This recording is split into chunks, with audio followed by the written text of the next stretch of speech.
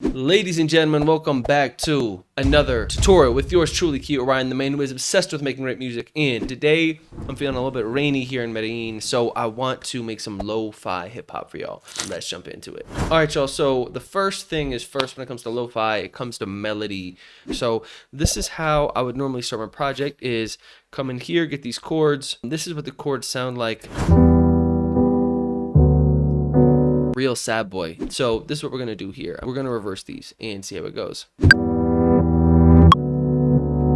And now I want to take these chords and see if I can rejig them a little bit. There are a couple effects that I already know with lo-fi that I kind of want to use to grit them up. Obviously, for anything lo-fi is retro color. Let's see what we can do with this. That sounded good to me. So that's at least a start. Again, this doesn't have to be forever. One of the biggest things I learned from 40, who's one of Drake's producers and engineers, is that like you start with the sample and then you like make the whole beat and then you see what it's kind of like to take the sample out. So drums. So the first thing I'm going to do is find a drum loop I really liked. That might even be the wrong one, but no, I think that's right. So I'm going to grab a lo-fi kick. Maybe that's it.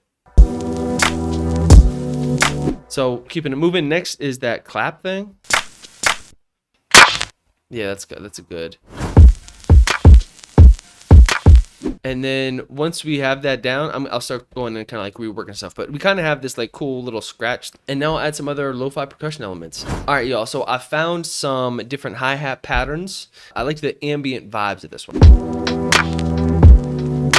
So now I'm starting to like make the drum pattern my own, right? So I'm kind of taking things in and out, starting to add things where it feels right, where it doesn't. Let's see what happens if we move some kicks around.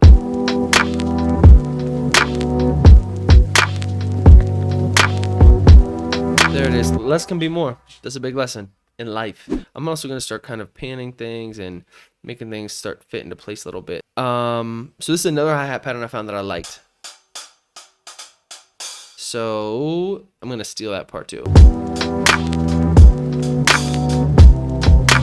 That's starting to come along. That's starting to feel a little bit more, it feels full, I think. And we have some of the scratch sound in there. We have some of the rainforest sound in there, but it doesn't feel so full. All right, so let's add a little bass.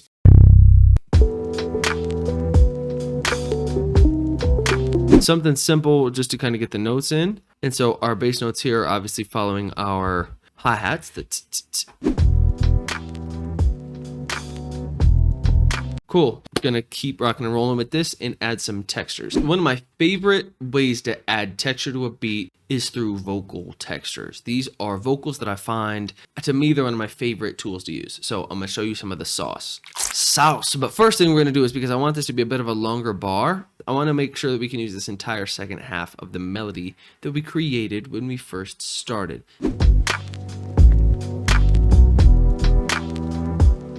That works. So check these out. So these are just different vocals that I found. And I have this in my template, which you can find in the description below, because we're going to really make sure these are spacey.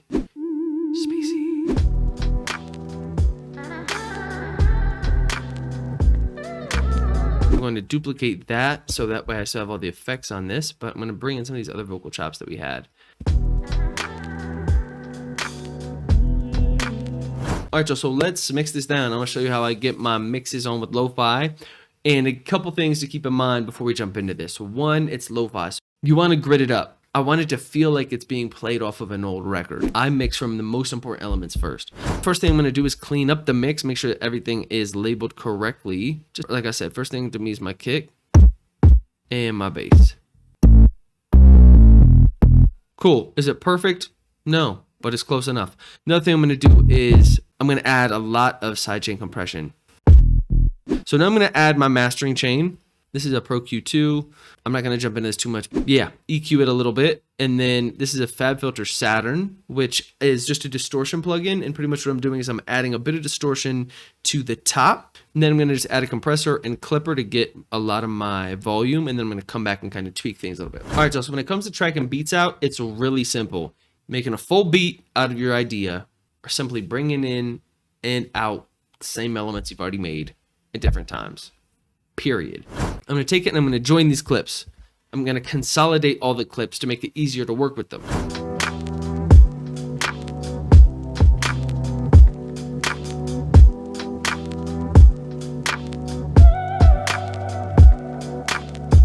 And that's pretty much your beat right there. And then if you wanted to, you could add a bridge. Hopefully you learned a thing or two. Again, if you want any of the templates or things that I used in this course, you can find all of that linked up in the description below. Thank you so much for tuning in. As always, I appreciate y'all, and I'll check you on the next one.